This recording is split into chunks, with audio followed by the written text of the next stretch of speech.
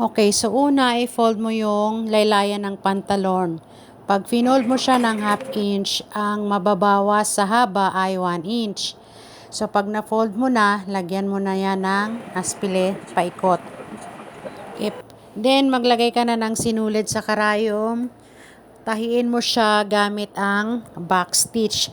O ayan sa itaas yung picture kung paano gawin yung back stitching. So habang tinatahi mo sa kamay ang pantalon mo, isipin mo na kung saan mo ito susuot. Kung isusuot mo ba ito pag nakipag-date ka sa boyfriend or girlfriend mo, or mamamasyal ka mag-isa dahil wala kang pera, or labhan mo na lang muna. Pagkatapos tahiin o plantsahin mo na para maganda naman tingnan. Pagkatapos mong plantsahin, tatahiin mo uli ng back stitch yung naka-fold sa wrong side. Huwag mo masyadong hilahin ng mahigpit ang sinulid para hindi halata sa right side. So hanggang dito na lang ang video ito. Thank you for watching. Bye!